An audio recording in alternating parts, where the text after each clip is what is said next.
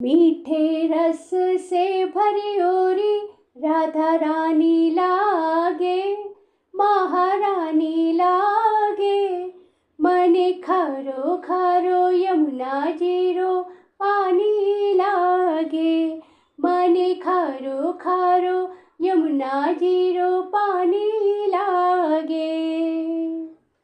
यदा यदा हि धर्मस्य ग्लानिर्भवति भारत, अभ्युत्थानं धर्मस्य तदात्मानं सृजाम्यहम्।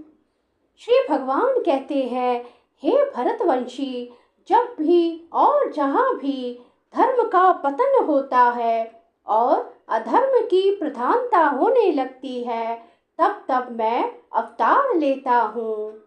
सृजामि का अर्थ है कि भगवान स्वयं यथारूप में प्रकट होते हैं। यद्यपि भगवान कार्यक्रमानुसार अर्थात ब्रह्मा के एक दिन में, 7वें मनु के 28वें युग में, द्वापर के अंत में प्रकट होते हैं, किंतु वे इस नियम का पालन करने के लिए बाध्य नहीं हैं, क्योंकि वे स्वेच्छा से कर्म करने के लिए स्वतंत्र हैं। अतः जब भी अधर्म की प्रधानता तथा धर्म का लोप होने लगता है, तो वे स्वेच्छा से प्रकट होते हैं। धर्म के नियम वेदों में दिए हुए हैं, और यदि नियमों के पालन में कोई त्रुटि आती है तो मनुष्य अधार्मिक हो जाता है। श्रीमद् भागवत में बताया गया है कि ऐसे नियम भगवान के नियम हैं। केवल भगवान ही किसी धर्म की व्यवस्था कर सकते हैं। वेद भी मूलतः ब्रह्मा के हृदय में से भगवान द्वारा उच्चारित माने जाते हैं। अतः धर्म के नियम भगवान के प्रत्यक्ष आदेश है। भगवद गीता में आधोपांत इन्हीं नियमों का संकेत है।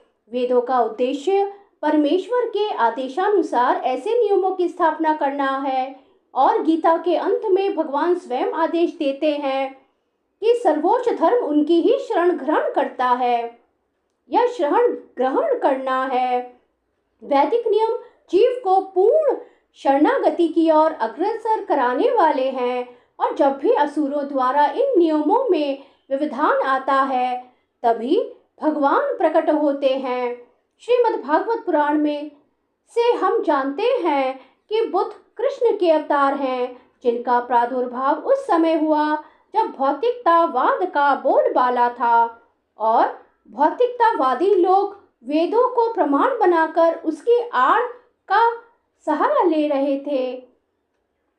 यद्यपि वेदों में विशिष्ट कार्यों के लिए पशु बलि के विषय में कुछ सीमित विधान थे, किंतु आसुरी वृत्ति वाले लोग वैदिक नियमों का संदर्भ दिए बिना पशु बलि को अपनाए हुए थे। भगवान बुद्ध इस अनाचार को रोकने तथा अहिंसा के वैदिक नियमों की स्थापना करने के लिए अवतरित हुए। अतः भगवान के प्रत्येक अवतार का विशेष उद्देश्य होता है, और इन सब का वर्णन शास्त्रों में हुआ है। यह तथ्य नहीं है कि केवल भारत की धरती में भगवान अवतरित होते हैं। वे कहीं भी और किसी भी काल में इच्छा होने पर प्रकट हो सकते हैं। वे प्रत्येक अवतार लेने पर धर्म के विषय में उतना ही कहते हैं जितना कि इस परिस्थिति में जन समुदाय विशेष समझ सकता है, लेकिन उद्देश्य एक ही रहता है, लोगों को ईश भावना भावित करना तथा धार्मिक नियमों के प्रति आज्ञाकारी बनाना। कभी वे स्वयं प्रकट होते हैं, तो कभी अपने प्रामाणिक प्रतिनिधि को अपने पुत्र या दास के रूप में भेजते हैं, या वेश बदलकर स्वयं ही प्रकट होते हैं। भगवद गीता के सिद्धांत अर्जुन से कहे गए थे, अतः वे किसी भी महापुरुष के प्रति हो सकते थे, क्योंकि अर्जुन संसार के अन्य भागों के सामान्य पुरुषों की अपेक्षा अधिक जागरूक था। 2 और 2 मिलकर 4 होते हैं। यह गणितीय नियम प्राथमिक कक्षा के विद्यार्थी के लिए उतना ही सत्य है जितना कि उच्च शिक्षा के विद्यार्थी के लिए। तो भी गणित उच्च स्तर तथा निम्न स्तर का होता है।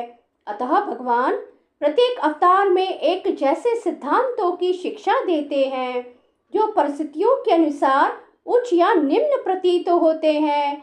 जैसा कि आगे बताया जाएगा, धर्म के उच्चतर सिद्धांत चार वर्णोश्रमों को स्वीकार करने से प्रारंभ होते हैं। अवतारों का एकमात्र उद्देश्य सर्वत्र कृष्ण भावनामृत को उद्बोधित करना है। परिस्थिति के अनुसार यह भावनामृत प्रकट तथा अप्रकट होता है।